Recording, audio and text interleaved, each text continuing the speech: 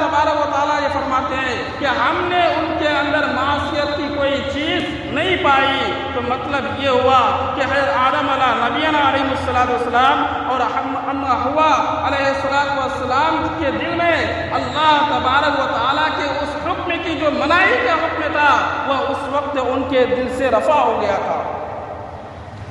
جب یہ قرآن کہتا ہے کہ ہم نے معصیت نہیں پائی، لیکن ایک طرف یہ معلوم ہوتا ہے کہ شیطان نے وسوسہ ڈالا اور دونوں نے جو ہے اس درخت کے پھل کھائے اور ایک طرح کا خطا اجتہادی ہوا ہے، اور جب خطا اجتہادی ہوتا ہے تو اللہ تبارک و تعالیٰ نے فرمایا کہ اگر اس میں کوئی غلطی کر جاتا ہے تو ایک اجر ملتا ہے، لیکن وہ اگر اس میں صحیح ہو جاتا ہے، صحیح آتا ہے اور غلطی نہیں کرتا ہے تو ان کو دوہرا اجر ملتا ہے۔ تو حضرت آدم علیہ نبینا علیہ السلام معصوم تھے۔ میرے محترم بزرگوں اور عزیز ساتھیوں، یہ شیطان ہمارا دادا امجد حضرت آدم علیہ نبینا علیہ السلام کا دشمن تھا۔ اللہ تبارک و تعالیٰ نے فرمایا کہ شیطان میرا ذاتی دشمن ہے، اس لیے جب شیطان سے پناہ مانگو تو میری جو ذاتی جو صفت ہے اس کے ذریعہ سے پناہ مانگو۔ اللہ تبارک و تعالیٰ نے فرمایا فاستعذ باللہ من الشیطان الرجیم، کہ جب شیطان رجیم سے پناہ مانگو تو کیا کہو؟ اعوذ باللہ من الشیطان الرجیم۔ اس میں دیکھو اور کرو، اللہ تبارک و تعالیٰ نے رحمان نہیں فرمایا، اللہ تبارک و تعالیٰ نے رحیم نہیں فرمایا، اللہ تبارک و تعالیٰ نے غفار نہیں فرمایا، اللہ تبارک و تعالیٰ نے ستار نہیں فرمایا، اللہ تبارک و تعالیٰ نے علیم نہیں فرمایا، بلکہ اللہ تبارک و تعالیٰ کے جو 99 نام صفات ہیں ان میں سے کسی کا تذکرہ نہیں کیا، اور فرمایا کیا کہنا ہے؟ اللہ کا جو ذاتی نام ہے، کیا نام ہے؟ اللہ جو لفظ ہے یہ اللہ تبارک و تعالیٰ کا ذاتی نام ہے، اور اللہ تبارک و تعالیٰ نے فرمایا کہ شیطان میرا ذاتی دشمن ہے، اس لیے تم میری ذات سے جو ہے پناہ مانگو، میری ذات کا جو نام ہے اس نام سے پناہ مانگو، میں تمہیں پناہ عطا کروں گا۔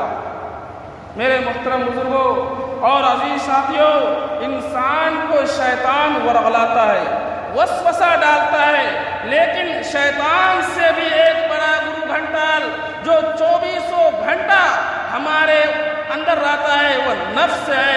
یہ نفس نہایت گرو گھنٹال ہے، یہ شیطان سے بھی زیادہ مکار ہے، یہ شیطان سے بھی زیادہ عیاری کرتا ہے۔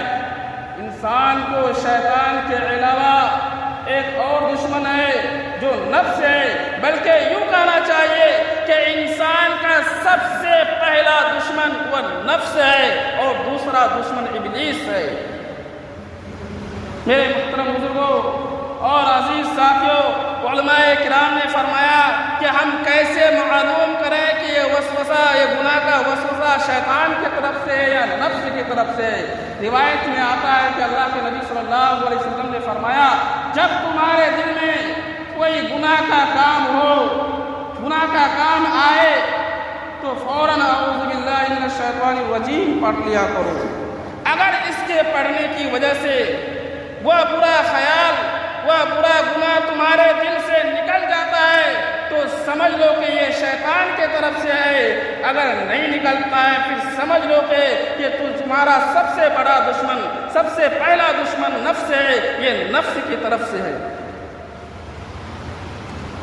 میرے محترم بزرگوں اور عزیز ساتھیوں، ایک واقعہ سنا کر میں اپنی بات کو ختم کرتا ہوں۔ یہ شیطان نے اعمال کو مزین کر کے پیش کیا۔ شیطان کی کوشش یہ ہوتی ہے کہ شیطان جو ہے انسان کو بڑے کام سے ہٹا کر چھوٹے کام میں لگا دیتا ہے، یہ بھی شیطان کا ایک حربہ ہے۔ میں ایک مثال دیتا ہوں کہ شیطان انسان کو بہت زیادہ نیکی والے کام سے ہٹا کر بہت کم نیکی والے کام میں لگا دیتا ہے، یہ بھی ایک شیطان کا مکر ہے۔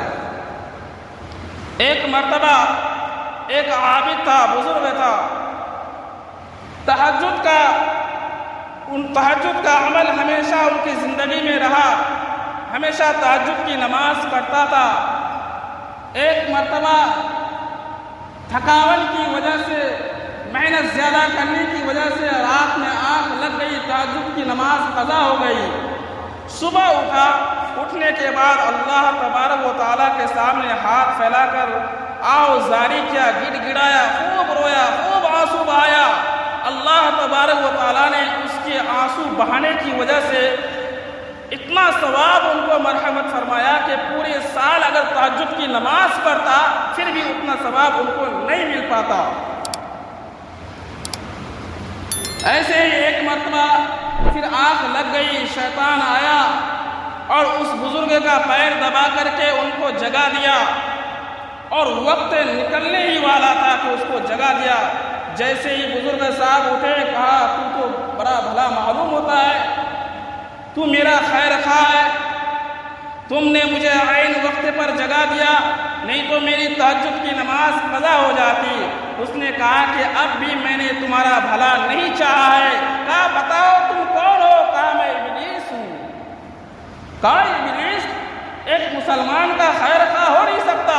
کہا میں تمہارا خیر خواہ اب بھی نہیں ہوں، میں نے تم کو اس وجہ سے جگایا ہے کہ تم نے جو ہے تہجد کی نماز پڑھ کے تمہیں تہجد کی نماز کا ثواب ملے گا۔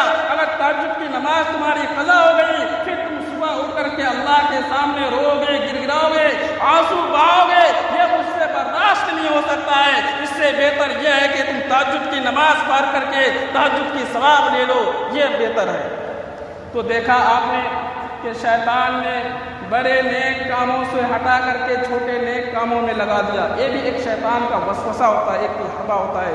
اللہ تبارک و تعالی ہم سب کو شیطان کے وسوسے سے حفاظت کا فرمائے۔ آمین۔ وآخر دعوانا